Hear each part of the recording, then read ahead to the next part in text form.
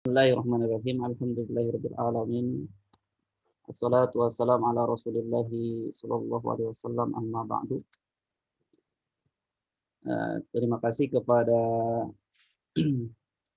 Ustadz kita ya, dokter kita yang telah membimbing kita sampai saat ini. Kemudian saya juga berterima kasih kepada teman-teman ya yang udah siap-siap membahas gitu ya, atau berdiskusi gitu.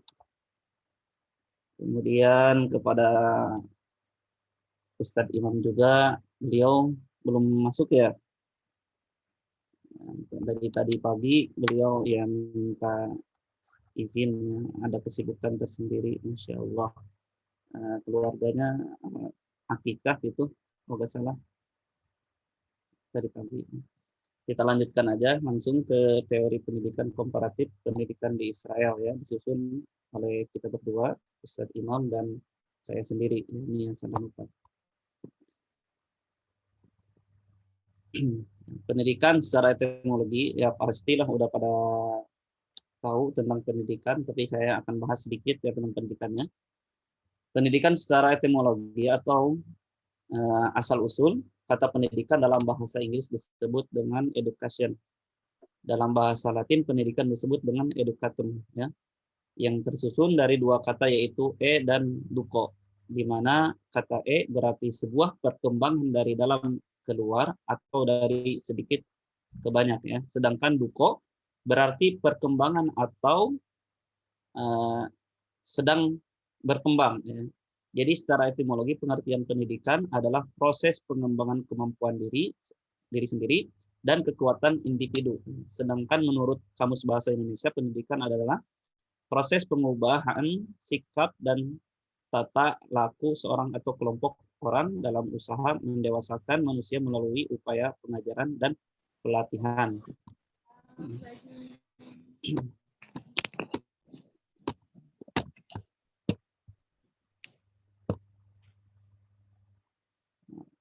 Undang-Undang Sisdiknas nomor 20 tahun 2003, pendidikan merupakan suatu usaha yang dilakukan secara sadar dan terencana untuk mewujudkan suasana dan proses pembelajaran agar peserta didik secara aktif mampu mengembangkan potensi yang ada di dalam dirinya untuk memiliki kekuatan spiritual keagamaan, kepribadian yang baik, kemudian pengendalian diri, berakhlak mulia, kecerdasan dan keterampilan yang diperlukan oleh dirinya dan masyarakat.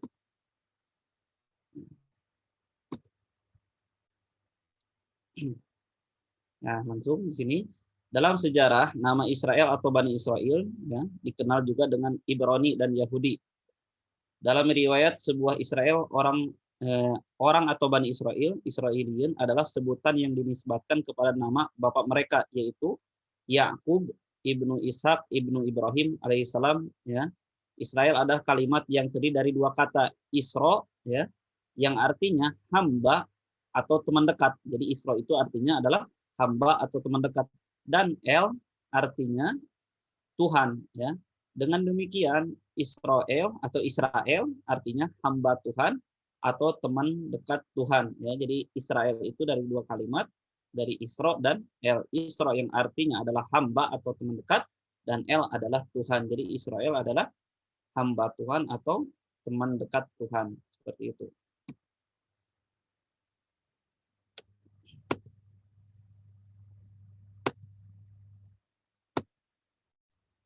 Berat.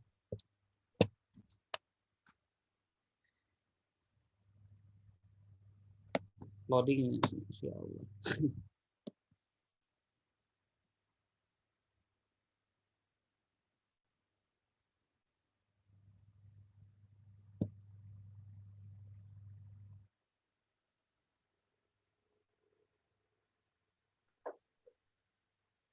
Loading, mohon maaf. Nah, tuh kembali lagi, keluar lagi.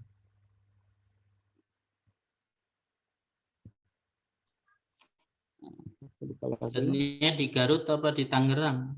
Di Tangerang, Zat. Masya Allah. Iya. Kebetulan udah datang seminggu kemarin ke Tangerang lagi. Alhamdulillah. Kalau pakai versi yang PDF bisa lebih ringan, Ustaz. Versi PDF, kebetulan yang versi PDF belum dibuat, yang langsung aja PowerPoint yang dibuatnya Ustaz. Masuk ke sini. Save as jadi PDF. Sandi itu aja Ustaz di convert ke PDF dari PPT juga insya Allah bisa agar lebih ringan. Ke sini aja Pak, biar kita yang share screen. Iya. Coba Kirim satu aja kali lagi Ustaz ya. ke grup. Ke grup ya. Kasihan laptopnya capek dari pagi tadi. Tapi ya udah ada kan di layar sekarang? Sudah Ustaz. Alhamdulillah. Ini coba kirimkan. Taruh. Tadi.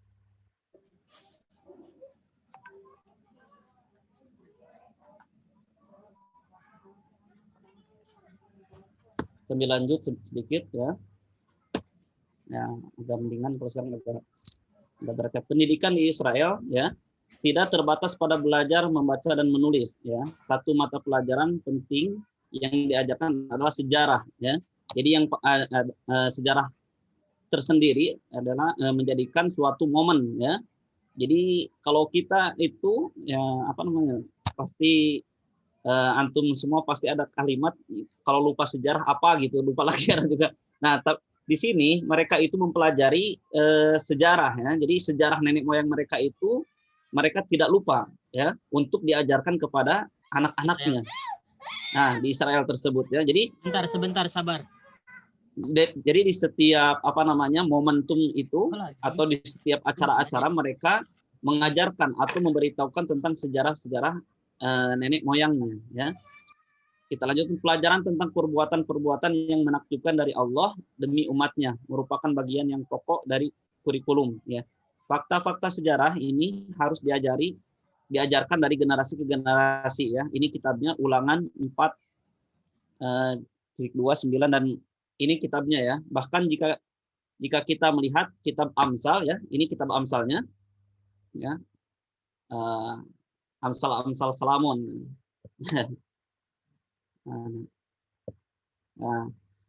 Amsal Salamon bin Daud ya.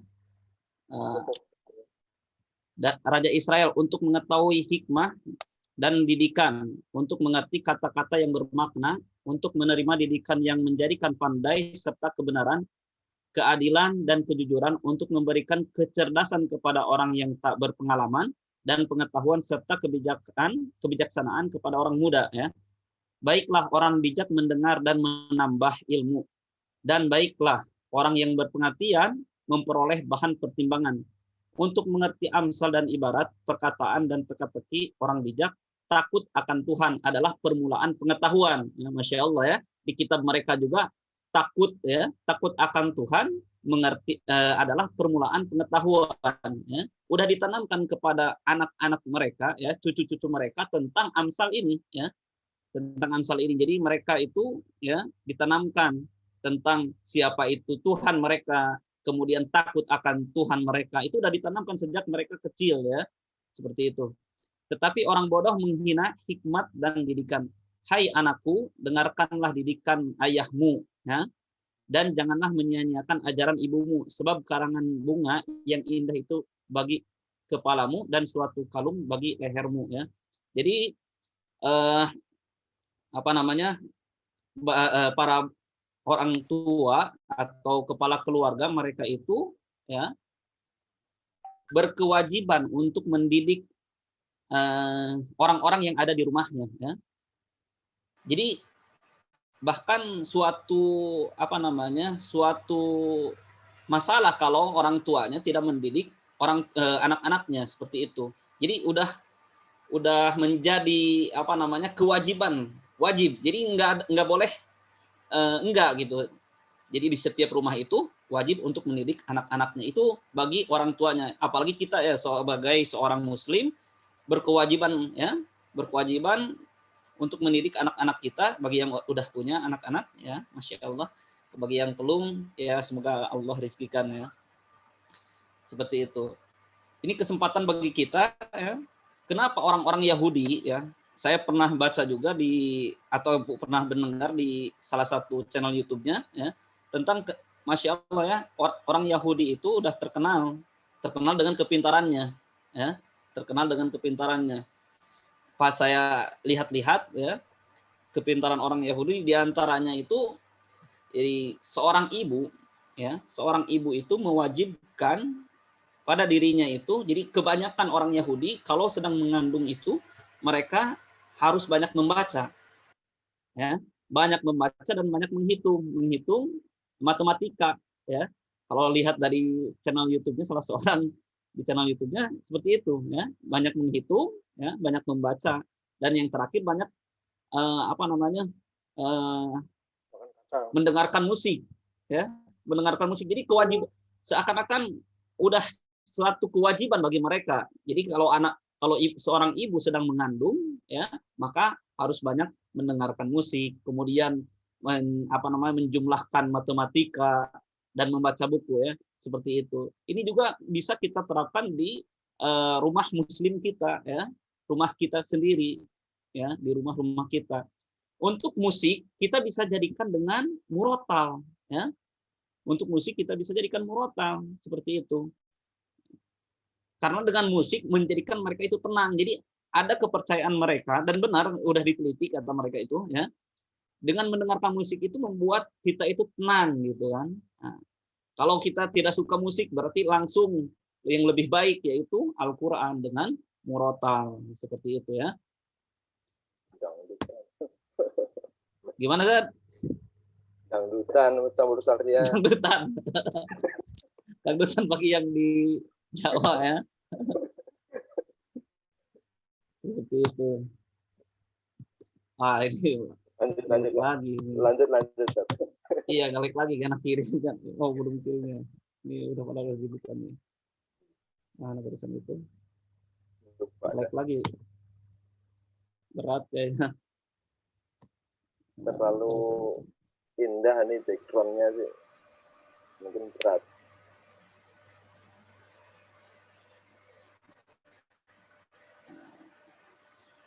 Nah, udah anak kirimkan ke grup, ya, bagi yang bisa membukanya, mohon dibantu.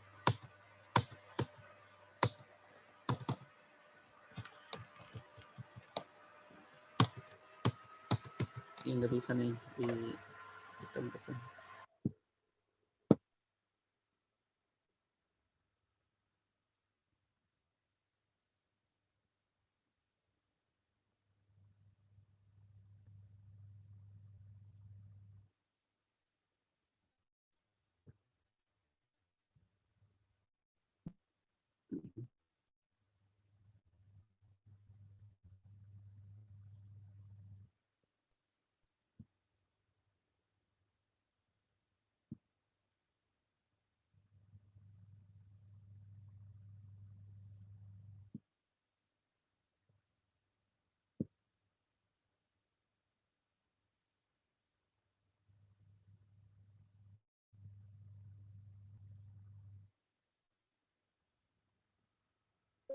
Sangat. Sampai mana tadi? Terlihat nggak? Terlihatnya Terlihat. agak ini, Terlihat ya? kalau di sini, ya terlihat tapi agak nggak bisa kebaca. Enggak bisa kebaca juga. Kayaknya laptopnya udah capek. Kurang Mungkin dia besar. lupa, Yang lain baca nggak? Dibesarkan saja. jelas Ustaz Solihun, jelas. Jelas, Ustaz Salihun. Alhamdulillah. Mantap. Sampai mana tadi? Amsal tadi. Amsal ondel nih. Waduh. Mana nih? Nggak apa-apa lah. Di sana dibuka PowerPoint-nya, di sini juga membuka di HP aja. Ini kali ya? Jadi bisa semua. Amsal Salomon. Di atas, masih di atas. Nah, ini nih benar. Amsal. Salomo bin Daud, Raja Israel. Sulaiman bin Daud. Kayak tadi bagus Ustaz Solihun. Ini agak yang pertama ya. tadi bagus. Yang pertama bagus, ini agak buram. Tahu nih tampilannya. Mungkin laptop saya yang sudah lelah. Tapi terlihat jelas kok, alhamdulillah. Terlalu keren desain Ya. ini PPT-nya kali ya. Lanjutkan aja ke ininya, ke slide yang selanjutnya ya. Masya Allah. Nih. Tancap gas lagi. Lanjut ya, mengatakan pengetahuan dan kepintaran itu berasal dari Tuhan, dan pengetahuan yang itu dengan PDF, mendengar Ustaz. didikan kepala keluarga ya. Dan PDF yang pengetahuan di itu dengan mendengar didikan kepala keluarga kepala keluarga yaitu ayah, dan setiap perkataan dari seorang itu harus adanya suatu pengajaran ya. Jadi setiap orang itu ya, setiap orang harus ada pengajarannya ya, setiap perkataan seseorang. Di dalam konteks Israel, perayaan dan festival-festival tahunan selalu memberikan kesempatan baik bagi kepala keluarga untuk mengajarkan anak-anaknya ya. Itu di kitabnya ya. Pendidikan ini mengajarkan bagaimana Tuhan dalam pengasihan kepada Israel sebagai buatan ya, atau bangsa yang spesial ya. Mereka mengatakan seperti itu di kitabnya. Jadi Israel sendiri adalah bangsa atau ya umat yang spesial. Bahkan saya baca-baca tadi itu buka lagi di situsnya itu, mereka itu lebih mulia daripada kita, dengan mengartikan kita itu sebagai serangga ya. Di salah satu channelnya itu sebenarnya channel nggak terlalu kuat ya, kalau channel harusnya makalah ya, akan tetapi dicari-cari di makalah nggak dapat, yang dapatnya itu di channelnya seperti itu. Ya bisa jadi inilah pengetahuan sedikit, meskipun atau benar tidaknya itu ya walau alam ya, kita belum bisa membaca kitab mereka Ibrani ya, kitab Taurat itu ya dengan bahasa Ibraninya seperti itu. Kemudian mereka itu lebih mulia daripada kita dengan mengatakan sebagai kita itu sebagai serangga dan hewan ya, tadi itu dikatakan seperti itu. Dan bahkan yang lebih ininya, perkataan mereka itu kita itu diibaratkan sebagai kotoran ya. Ada di kitab mereka itu perkataan mereka itu ya. Selain dari bangsa Yahudi ya, karena bangsa Yahudi itu bangsa atau umat yang spesial seperti itu ya. Lanjut ke slide yang lainnya ya, selanjutnya. Di sini ada ya, Israel adalah satu-satunya negara Timur Tengah yang masuk ke peringkat 200 terbaik di dunia. Masya Allah ya. Ini di jurnalnya itu seperti itu ya. Israel adalah satu-satunya negara Timur Tengah yang masuk ke peringkat 200 terbaik di dunia. Nah, lanjut ya. Di sana ada Universitas Ibrani Yerusalem berada pada peringkat ke-121 ya. Dan Universitas Tel Aviv di posisi ke-166 ya. Dibandingkan dengan Indonesia ya, UGM yang berada pada posisi ke-379 ya. UGM sendiri berada di posisi 379 ya. Jauh dengan mereka ya. Kemudian UI peringkat ke-507 ya, UI 507. Lanjut ke ITB ya. ITB peringkat ke-568 ya. Kemudian UNS peringkat ke-883 dan UNY peringkat ke-1854 ya. Ini pendidikan mereka memang sangat sangat kuat ya. Dan mereka sangat-sangat menekankan dalam pendidikan, bahkan sebagai orang tua itu ya, mereka orang tua berkewajiban harus menyelesaikan anaknya itu di jenjang pendidikan seperti itu ya. Di bukunya tersebut ya dijelaskan. Jadi wajib, bahkan mereka itu mencari-cari dana untuk bisa menyelesaikan anaknya itu di jenjang pendidikan ya. Jadi suatu kewajiban bagi orang tua untuk menyelesaikan anaknya itu dalam jenjang pendidikan ya. Seperti itu. Lanjut ya. Israel dikenal sebagai salah satu negara yang memiliki rasio tingkat pendidikan tertinggi di dunia ya. Setiap 10.000 penduduk terdapat 135 penyandang gelar doktor atau PhD ya, dalam berbagai disiplin ilmu seperti ahli mesin, pertanian, persenjataan, dan penelitian, sehingga wajar kalau pada saat ini memiliki lebih dari 3.500 perusahaan berteknologi tinggi ya.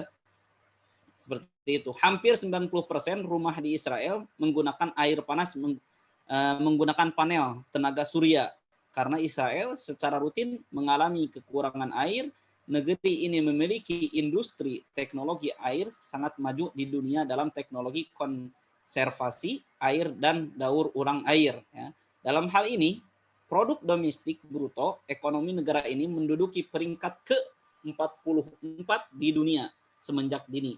Anak-anak Yahudi sudah diwajibkan untuk bisa berbicara dengan menggunakan bahasa Ibrani. Ya, bahasa Ibrani, ya nggak lupa, belum saya cantumkan di sini tulisan Ibraninya, ya nggak bisa kepaham lah, mendingan bahasa Inggris gitulah daripada bahasa Ibrani. Itulah yang menyatukan mereka, ya, yang menyatukan orang Yahudi, ya. Orang Yahudi itu kuat dengan bahasa mereka, ya, meskipun di mana-mana orang Yahudi, tapi mereka tetap sama bahasa Ibrani, ya. Beda dengan Kristen. Kalau Kristen itu berbeda-beda di setiap tempat, udah beda, ya. Maksudnya gini, di Indonesia kitabnya udah bahasa Indonesia, ya, Kristen itu. Kemudian atau Injil, ya. Kemudian di Inggris udah bahasa Inggris, ya, seperti itu. Dan di setiap tempat Kristen itu berbeda-beda, ya, bahasanya. Akan tetapi kalau Taurat, ya, dengan bahasa Ibrani itu sama di mana-mana, ya. Orang Yahudi itu kuat, ya, maksudnya dengan kuat kebersamaan mereka dengan bahasa yang sama seperti itu, ya. Begitu juga dengan kitab Al-Qur'an, ya, Al-Qur'anul Karim, bahasa Al-Qur'an dari dulu sampai sekarang alhamdulillah tetap sama, ya. Masya Allah, yang menyatukan kita di mana-mana. Begitu juga, ya. Makanya orang Yahudi itu jarang sekali yang masuk Islam gitu kan, atau masuk Kristen, karena mereka diajarkan dari kecilnya itu tentang mengenal Tuhan, ya, mengenal Tuhan, mengenal pentingnya akidah mereka, itu seperti itu, ya, ditanamkan oleh mereka sendiri, ya, seperti yang udah di-share oleh Ustadz Surip kemarin, ya, di salah satu videonya, ya, yang pendek tersebut. Kalau bertemu dengan orang Muslim atau orang Arab, gimana yang harus dilakukan? Gitu. Apa yang harus dilakukan? Kata anak-anak harus marah, katanya kan, gitu. Yang mendengarkan sepotong, ya, video tersebut. Jadi kalau bertemu dengan orang Arab itu apa yang harus dilakukan? Ya, harus membulinya atau memepet, ya, ke pinggir atau gimana? Itu dalam bahasa mereka, ya, seperti itu. Bahkan orang-orang Yahudi tersendiri dalam video tersebut kasihan banget kepada orang Yahudi yang tidak belajar, ya, seperti itu. Itu pentingnya belajar, ya, di antara mereka, jadi menekankan pendidikan di Israel tersebut, ya. Lanjut lagi.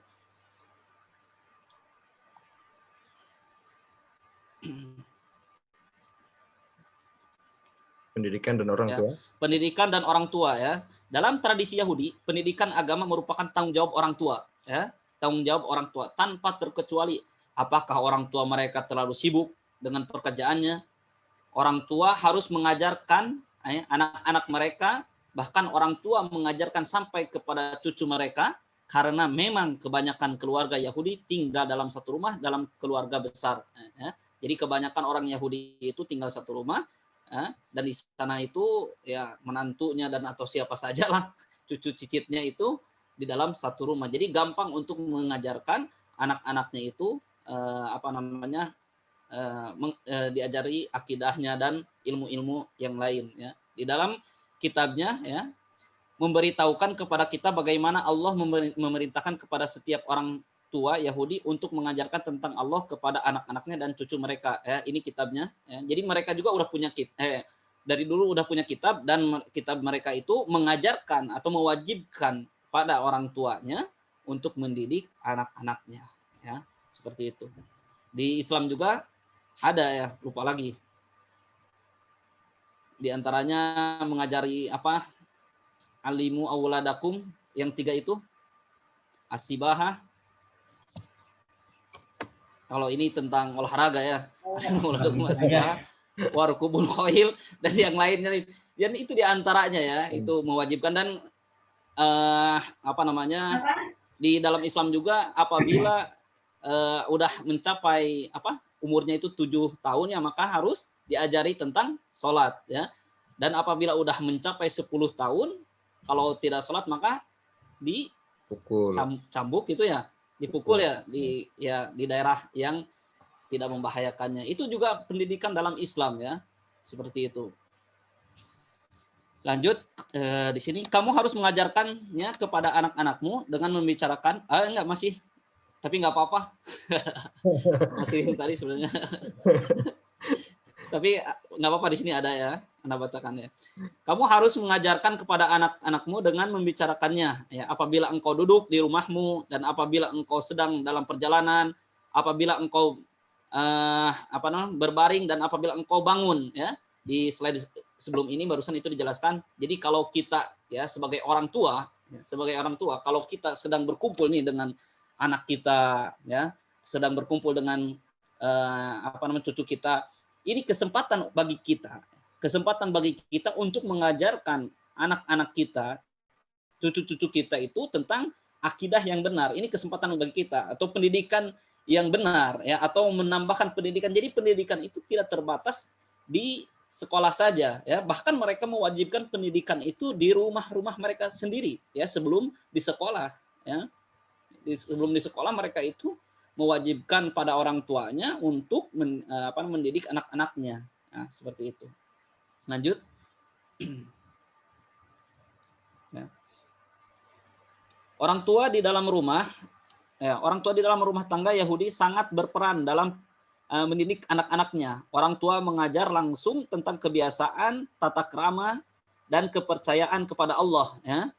Orang tua membawa anak-anak mereka ke Baitullah, ya, Bait Allah. Ya. Jadi kalau di Islam juga ada. Ya. Jadi kalau anak kecil belum mengetahui tentang sholat, kita bawa aja anak kecil itu ke masjid. Ya.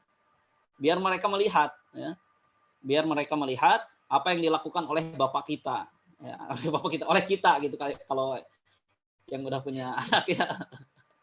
Ya, apabila kita udah mulai sholat ya, kita udah sholat, iya anak itu bawa aja ke masjid ya, melihat apa yang kita lakukan setiap harinya ya. Nanti juga mereka anak-anak itu akan melakukan apa yang kita lakukan. Yang pertama tentang seperti ini kalau ke masjid. Sebenarnya nanti ya, setelah itu mereka juga akan mengerti apa yang dibaca oleh imam ya.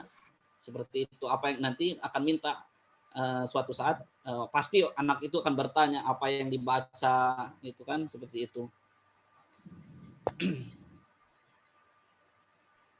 Orang tua membawa itu ya. Kita bisa melihat bagaimana Yusuf dan Maria membawa Yesus pada waktu berumur 12 tahun ke Bait Allah. Itu di kitabnya ya, kitab Lukas ya. Lukas ya 2.41 lah. Asap sang pemazmur dalam Mazmur 78 menuliskan bait-bait nyanyian tentang pentingnya memberitahukan atau mengajarkan kepada anak-anak agar takut akan Tuhan. Wah, Masya Allah ya. Dari kecilnya mereka itu diajarkan tentang takut kepada Tuhan. Ya. Tentang takut kepada Tuhan. Akidahnya itu sudah ditanamkan sejak kecil ya. Memegang perintah Allah dan tidak seperti kegagalan nenek moyang mereka yang yang jatuh bangun bahkan gagal mengikuti kehendak Allah, seperti itu. Masya Allah ya, udah diajarkan. Lanjut ya, pendidikan dari sejarah ya. Pendidikan dari sejarah ya. Berbicara pendidikan di Israel, maka tidak boleh memisahkan pendidikan dengan nenek moyangnya ya. Makanya kita sering mendengar dalam Al-Quran itu qalu aba'ana wa idza qila lahum apa? Surat apa itu? Surat apa coba? Hafid di sini. Ayo. Wa idza qila lahum ittabi'u ma anzalallah qalu bal nattabi'u ma alfaina alaihi aba'ana ya. Apabila dikatakan kepada mereka ya tentang disuruh untuk mengikuti ajaran Allah, mereka berkata bal nattabi'u alaihi atau bal nattabi'u ma alfaina alaihi aba'ana. Kami mengikuti apa-apa yang didapatkan oleh bapak-bapak kami. Nah, mereka sangat kuat dengan nenek moyang mereka. Ya, makanya mereka itu dikatakan dalam Al-Qur'an, ya, kalau diajak masuk Islam itu atau diajak kebenaran itu, ini ajaran bapak saya nih. Bapak saya melakukan seperti ini, maka saya harus mengikuti. Nah, ajaran mereka itu sangat kuat, ya. Jadi di rumah mereka itu sangat dididik, ya. Jadi sebelum mereka besar itu orang tuanya mendidik anak-anaknya tentang akidahnya, gitu maksudnya apa yang wajib dilakukan dan ditakuti, kemudian dilarang perintahnya apa, itu tentang hakikat Allah, ya.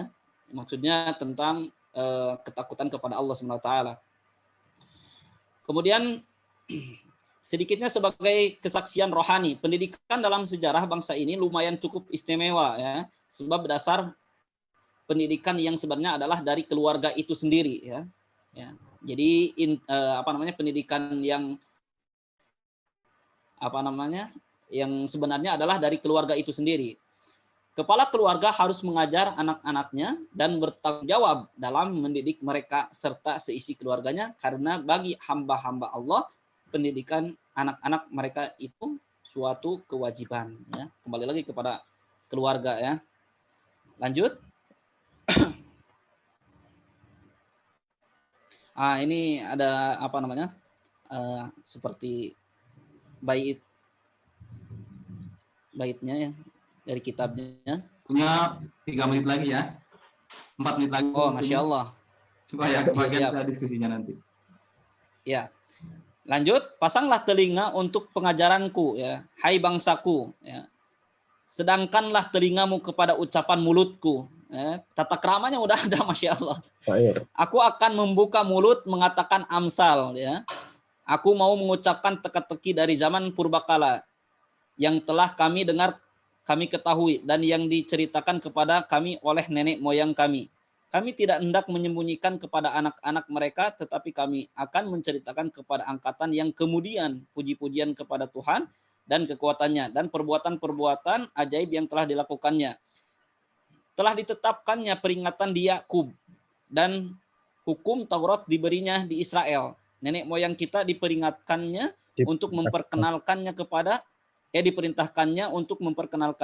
anak-anak mereka, supaya dikenal oleh angkatan yang kemudian, supaya anak-anak yang akan lahir kelak bangun dan menceritakannya kepada anak-anak mereka, supaya mereka menaruh kepercayaan kepada Allah dan tidak melupakan perbuatan-perbuatan Allah, tetapi memegang perintah-perintahnya, ya. Jadi diajarkan oleh orang tuanya itu, ya, tentang sejarah, ya, sejarah nenek moyangnya. Jadi nggak luput dari sejarah, ya. Kalau memegang sejarah pasti biasanya lebih kuat seperti itu, ya. Lanjut. Berkaca dengan sejarah Israel bagaimana pentingnya keluarga oikos, ya, atau oikos, ya, yang terdiri dari ayah, ibu, anak-anak dan setiap orang yang ada dalam satu rumah atau kemah menjadi bagian dalam mewariskan ajaran imam dan segala pembelajaran hidup, ya. Maka pendidikan di dalam keluarga tidak bisa dikesampingkan. Walaupun sesibuk apapun orang tua dalam pekerjaan, karena kalau tidak mendidik anak-anak sejak dini dalam keluarga, maka suatu generasi bisa menjadi generasi yang terhilang, ya. Dalam artian generasi yang tidak takut Tuhan dan bahkan tidak mengenal Tuhan, ya. Sering orang tua menyerahkan pendidikan anak-anak, termasuk pendidikan agama ini, agama iman, ya, atau iman kepada sekolah dan gereja. Orang tua mereka sudah memberikan yang dibutuhkan untuk kebaikan masa depan anak. Itu sesungguhnya hanya sebagian dari keutuhan pendidikan bagi anak, ya. Karena anak-anak Kristen ini yang membuatnya itu orang Kristen, ya. Ngambilnya itu maksudnya orang Kristen. Ngambil dari jurnal orang Kristen, maksudnya membuat orang Kristen. Mohon maaf. Membangun pendidikan bagi anak secara bersama, yaitu keluarga, sekolah dan gereja, ya. Seperti itu. Jadi kalau kita keluarga, ya, sekolah dan masjid. Jadi masjid tersendiri kita itu harus menjadikan sebuah tempat untuk pendidikan, ya. Lanjut. Kemudian sekolah orang Yahudi, ya. Sekolah orang Yahudi, Bet HaSiper, ya. Ada 2, Bet HaSiper dan Bet Midras, ya. Udah habis waktunya. Kalau udah habis gimana? Atau lanjut? Gimana Ustaz? Kita lanjut Lanjut. Diselesain satu Lanjut slide diskusi aja, Masya Allah. Ya, lebih seru diskusinya daripada ininya ya. Insya Allah kita mendengar langsung. Lebih seru ininya, memakalahnya. Oh enggak lah, diskusinya Insya Allah. Sebentar lagi. Lanjut. Diskusi dulu. Nanti kalau udah nggak ada diskusi kita masuk lagi ya. Gitu ya Ustaz lah. Jadi Ya, kita lanjut. akan membuka sesi diskusinya ya. Untuk makalahnya kita cukupkan dulu sampai sini. Mohon maaf, pasti banyak sesuatu yang kurang dan insya Allah kita meminta antum semua ya asatidzah untuk melengkapi artikel tersebut ya. Insya Allah dibantu oleh dosen kita ya. Jadi kita akan mulai untuk sesi diskusi. Silakan yang mau bertanya selagi ada dokternya, bukan selagi ada pemakalahnya ya. Selagi ada dokternya, kita mulai langsung ya. Tafadhol. Silakan ada yang mau bertanya atau saya menyarankan ada yang ada yang mau menambahkan tentang Menambahkan ya. misalnya sedikit sejarah singkat Bani Israel dan tentu nanti dikaitkan dengan pendidikan. Silakan.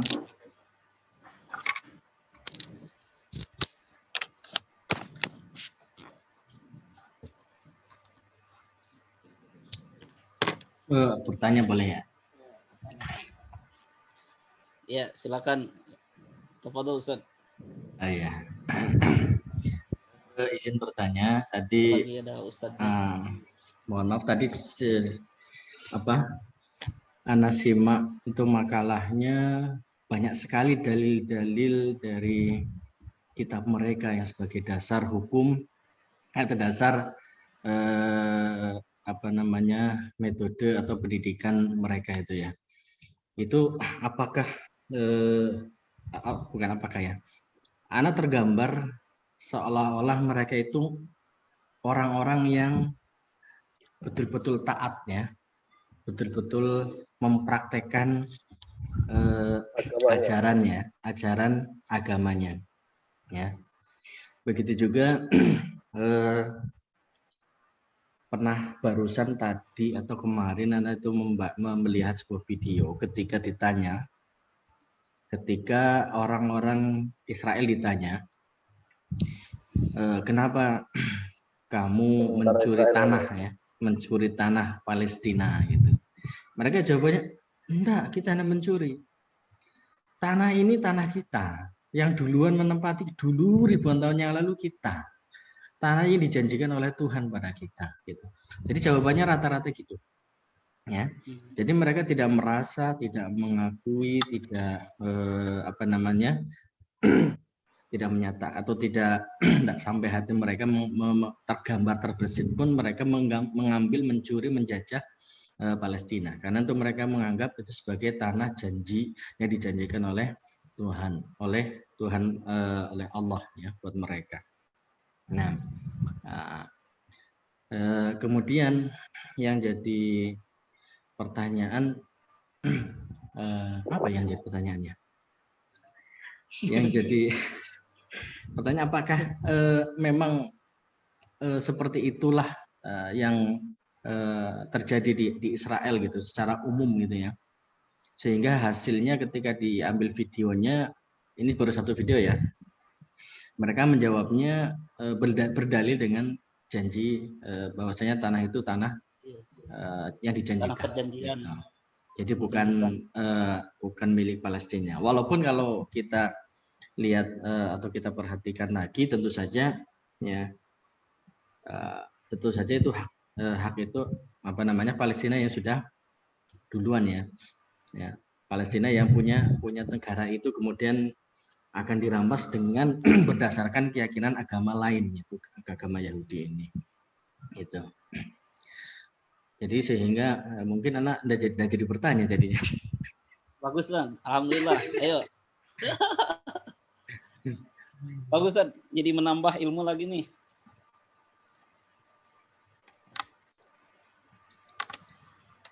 Silakan lanjutkan. Ya, hanya menyampaikan aja pada saya. Udah jadi nanya. Udah.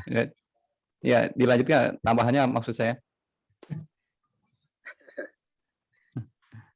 Ya, biar mungkin menambah wacana. perlu penegasan lagi mungkin dari Ustadz Nia ya, Ustadz Nia. Ya, apakah memang betul-betul itu yang terjadi di Israel ya? Kalau kita lihat awal kok masa Israel betul-betul tunduk ya. Padahal di berita-berita juga muncul Zionis itu juga ditentang oleh orang-orang Yahudi yang ortodoks gitu. Tapi di sisi lain ketika mereka ditanya negara ini kenapa kalian mencuri tanah Palestina, mereka jawabnya tidak mencuri karena adalah tanah yang dijanjikan. Ya. Jadi ada hal yang masih kontradiksi ya, yang kontradiktif yang Ana temukan ya. Ya. Jadi di sisi lain Zionis itu ditentang oleh Yahudi ortodoks ya. Di antaranya kemarin itu ada demo-demo dari orang-orang Yahudi yang menentang penjajahan Palestina ya, kemudian diusir juga oleh orang-orang tentara-tentara Israel gitu ya. Ya. Jadi masih banyak belum ngeh dengan apa yang terjadi di Israel ini. Atau mungkin itu konspirasi. Sebagian ada yang ada yang pura-pura. Biasa kayak di Islam di Indonesia kan juga seperti itu, ada Kiai Haji Said Akil Sirot, ada yang begini, ada yang begitu. Sama-sama Islam padahal itu. Bisa jadi untuk politik sebuah negara bisa jadi gitu. Ngadem-ngademin lah. Ortodok tuh ngadem-ngademin aja. Padahal dalam hatinya ayo habisin Palestina. Ya. Ayo Ustaz Riza. Tambahkan. Di sini banyak ustaz, silakan dalam perspektif Islam itu gimana bangsa Israel itu atau Bani Israel itu panjang, mungkin nanti saya akan tambahkan, itu panjang sekali sejarahnya. Nanti saya tambahkan, tapi saya beri kesempatan 8 menit lagi ya, sampai jam 5 lah. Nanti saya menambahkan nanti. Kalau saya itu tertarik dengan pelajaran sejarahnya Pak Dokter. Jadi di bangsa kita ini kan banyak yang mengaku nasionalisme tetapi tidak mengerti sejarah bangsa kita. Sampai PKI bangkit pun ya biasa-biasa saja gitu. Jadi mungkin perlu juga ditanamkan itu pelajaran sejarah, dan itu perlu juga mungkin membentuk tim-tim sejarah ya, secara nasional ya, dan jadi kurikulum nasional yang harus diujikan juga, bukan sekedar bahasa Indonesia, matematika. Jadi seluruh masyarakat bangsa Indonesia itu mengetahui wawasan kebangsaannya itu. Jangan dicemes di ujungnya aja. Udah ini dicemes katanya nggak lolos wawasan kebangsaannya. Kan repot. Mungkin perlu itu dijadikan itu standar kelulusan. Baik, kalau begitu saya menambahkannya, kita diskusi sambil lagi, tidak mesti saya bicara semua. Dalam waktu ini ada kita bicara sampai 5:30. Nah, dalam waktu 37 menit ini kita diskusi ya, saling berbagi. Tadi Ustaz Nia yang tadi pemakalah ya, saya menambahkan ya, Ustaz. Ya, alhamdulillah Ustaz. Saya menambahkan. Jadi gini, mengupas, kalau ada yang punya referensi lain silakan dikoreksi pernyataan saya. Israel itu atau Bani Israel ada tiga yang merujuk pada mereka itu. Yang pertama Yahudi, yang kedua Bani Israel atau Israel, yang ada 4 ya. 1 Yahudi, 2 Bani Israel, ketiga Israel, yang keempat Zionis. Itu 4 term yang kita harus jelaskan. Yahudi itu ada agama. Kemudian Bani Israel itu kaum, golongan yang merujuk pada keturunan. Nanti saya jelaskan. Kemudian Israel adalah negara. Sekarang menyebut Israel sama dengan menyebut Indonesia, itu adalah sebuah negara. Kemudian yang ketiga adalah Zionis. itu gerakan yang dilakukan oleh apa saya lupa namanya, garis keras lah, orang-orang Yahudi garis keras yang ingin mendirikan sebuah negara, yaitu tadi negara Israel. Kalau dilihat sejarahnya kan, Israel itu adalah keturunan dari Nabi Ibrahim ya. Ibrahim punya anak Ismail, punya anak Nabi Ismail, punya anak Nabi Ishak. Nabi Ishak punya anak Yakub, Yakub punya anak yang keempat Yahuda. Istilah Yahudi dinisbatkan ke anak keempat dari Nabi Yakub kalau nggak salah. Sementara istilah Bani Israel, istilah Israel itu disebutkan kepada Nabi Yakub, yang Nabi Yakub itu nama lainnya adalah Israel. Yang saya tahu itu. Iya. Jadi Israel adalah Bani Israel adalah atau Bani Israel adalah Bani Yakub, keturunan dari Yakub itu. Jadi sejarah itu. Nah, mereka memang Allah ciptakan sebagai makhluk yang manusia yang unggul saat itu. Tetapi pada pada masa selanjutnya mereka menjadi golongan yang durhaka, yang banyak melakukan kerusakan di muka bumi ini. Bani Israel ini atau orang Yahudi, Bani Israel ya saya sebut ya, mereka mengalami masa kejayaan ketika masa Nabi Sulaiman, ketika masa Daud dulu ya, masa Nabi Daud, masa Nabi Sulaiman. Kemudian setelah itu dia merasa hancur sehancur-hancurnya ketika pada masa Nabi, kalau tidak salah Nabi Daud itu 10.000, kurang lebih ya 9 sampai 10.000 sebelum Masehi. Bayangkan itu kejadian Nabi Ibrahim itu mungkin di atas 10.000 Masehi, kurang lebih 10.000 Masehi. Saya tidak tahu persisnya, tapi para ahli sejarah mengatakan kurang lebih itu di atas Nabi Ibrahim itu di atas 10.000 Masehi. Kalau kerajaan Daud itu, kerajaan Sulaiman itu, Daud itu, mohon maaf kalau keliru ya, Nabi Sulaiman itu kan putra Daud ya. Itu kurang lebih 10.000 atau 90.000 Masehi. Sebelum Masehi. Berarti 10.000 sebelum kelahiran Nabi. Sebelum kelahiran Nabi Isa ya. Sebelum kelahiran Nabi Isa. Insya Allah bisa yang kita 3 orang kita tunggu. Oke, pada masa Nabi Sulaiman, mereka mengalami masa kejayaan yang luar biasa. Pada masa Nabi Daud, pada masa Nabi Sulaiman. Tapi pada masa Babilonia itu, setelah masa kerajaan Babilonia itu kalau nggak salah mereka penyembah berhala kan. Itu bangsa Bani Israel itu merasa sama seperti nasibnya seperti pada masa Nabi Musa. Mereka itu diasingkan, diusir, ditindas begitu. Begitu pula ketika masa Nabi Musa. Masa Nabi Musa berarti sejaman dengan Firaun. Ya, mereka itu sama bangsa-bangsa yang tertindas, terasingkan, bahkan dikucilkan, kira-kira begitu. Kemudian juga pada masa Nabi Isa mereka adalah pembangkang, pemberontak. Kalau tidak salah mereka itu membunuh para nabi, sebab mereka menginginkan nabi yang datang itu yang akan menyelamatkan itu adalah keturunan dari Ishak ya, bukan dari Ismail. Ketika ada yang garis Ismail dia bunuh. Salah satunya adalah ya Nabi Yahya, Nabi Isa pun dibunuh oleh orang Yahudi itu kan. Mereka adalah orang yang kejam, memburu para nabi, membuat tahrib terhadap kitab-kitab Taurat, banyaklah kedurhakaan mereka sehingga Allah murka kepada bangsa Yahudi. Dan Allah kalau tidak salah, saya takut salah nih, di sini banyak ustaz, di Al-Qur'an dikatakan bahwa Allah akan bahasanya akan cerai-beraikan bangsa Yahudi. Dan memang betul. Mereka itu sampai pada masa mereka itu bahagia menurut saya ya. Mereka aman ketika masa kejayaan Islam. Ketika masa Nabi Musa dikejar Firaun, ketika masa Romawi itu kurang lebih mungkin 900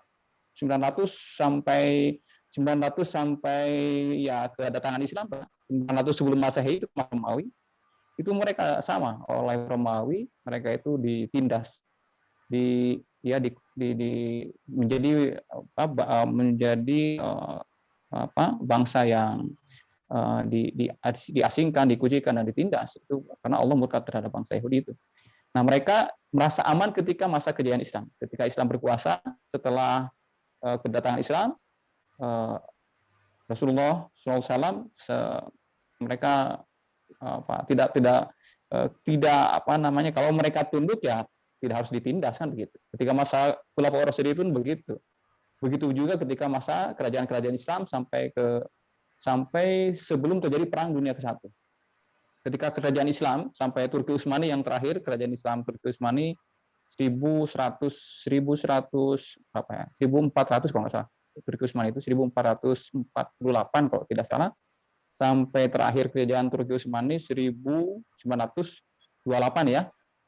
1900 saya lupa saya, habisnya itu 1928 kalau tidak salah ya, kehancuran atau 24 gitu, runtuhnya kerajaan Turki Utsmani, yang bangsa Yahudi baik-baik saja, tetapi mereka itu dalam keadaan yang tercerai-berai, tidak menetap dalam satu wilayah, tercerai-berai. Nah, ketika menjelang Perang Dunia I itu kan mereka tercerai, tapi mereka ada di semua negara. Mereka karena mereka merasa terasing, merasa tertindas, maka mereka punya komitmen yang kuat untuk pintar, untuk cerdas, dan mereka terhubung. Betul tadi disampaikan bahwa militansi agamanya sangat kuat mereka. Walaupun mereka tercerai-berai, mereka terhubung. Maka ada gerakan Zionis yang ingin menyatukan bangsa-bangsa Yahudi yang selama ini selalu tertindas. Mereka ingin ada satu tempat, satu daerah yang menjadi tempat mereka berkumpul, membangun negara berdasarkan ideologi mereka Yahudi, berdasarkan agama mereka Yahudi. Maka dipilihlah Palestina. Palestina sebelum Perang Dunia I itu adalah di bawah kekuasaan Turki kan. Nah, setelah kekalahan Turki bergabung melawan sekutu Turki, Italia, kemudian negara siapa lagi? Jerman ya, melawan sekutu, kalah. Akhirnya Palestina dikuasai oleh Inggris.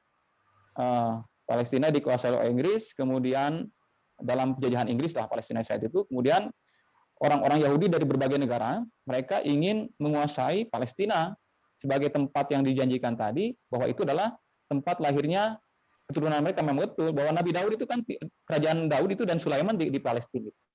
Tapi kita tahu bahwa Nabi Daud itulah nabi kita juga, Sulaiman nabi kita juga. Bahkan Yesus itu, Nabi Isa dilahirkan di sana. Orang Kristen ziarahnya ke sana, ke Bethlehem itu, ke Israel. Jadi memang kita tidak memungkiri bahwa Palestina adalah daerah suci tiga agama. Di sana kerajaan Nabi Daud, Nabi Sulaiman, di sana juga kelahiran Nabi Isa. Di sana juga tempat yang disucikan oleh umat Islam, karena memang Allah takdirkan begitu, dua tempat suci itu ya, Mekah dan tiga masjid yang disucikan itu, yang dimuliakan, tiga masjid dimuliakan di Masjidil Haram, Masjid Nabawi, dan juga Masjidil Aqsa itu, dan itu adalah ketetapan Allah. Maka umat Islam pun berhak untuk menjaga itu sebagai dari ketaatan pada agama. Karena ini adalah urusan politik, urusan perang, maka ketika Palestina itu dikuasai oleh Inggris, sebetulnya Inggris tidak suka orang Yahudi. Di Eropa sendiri dibantai, di Jerman sendiri di 6 atau 7 juta bangsa Yahudi dibunuh. Raja Inggris saat itu nggak suka sama Yahudi. Tetapi mereka di berbagai daerah itu bergerak, ingin membuat gerakan Zionis itu, ingin mendirikan sebuah negara. Mereka pilih Palestina. Di situ banyak pendatang masuk ke Palestina, tidak resmi. Yang datang ke Palestina saat itu adalah bangsa Arab. Itu bukan orang satu bangsa Yahudi, tapi bukan satu golongan ya. Itu bukan satu negara, tapi berbagai negara. Ada yang datang dari Rusia, ada yang dari Polandia, dari Jerman, datang dari berbagai negara masuk ke Palestina. Jadi kalau di Yahudi di Israel sekarang itu wajahnya macam-macam. Ada wajah Polandia, wajah Rusia, wajah Italia, wajah Arab juga ada gitu kan. Enggak satu jenis kayak orang Arab lah gitu. Enggak. Itu karena mereka adalah pendatang-pendatang yang merangsuk masuk ke Palestina sebagai tanah yang dijanjikan, tapi pada saat itu adalah masih dalam kekuasaan Inggris. Orang Arab saat itu yang menguasai Palestina tidak suka dengan kedatangan orang-orang Yahudi kan. Akhirnya terjadi perang, berkali-kali perang. Ketika berkali-kali perang, daerah jajahan Inggris pusing melihat, bukan pusing ya, repot lah mengurus Palestina, negara jajahan yang kecil itu mengurus Palestina repot, akhirnya dikembalikan ke PBB untuk ditengahi lah perang Arab sama pendatang Yahudi itu ditengahi. Nah, akhirnya disepakatilah satu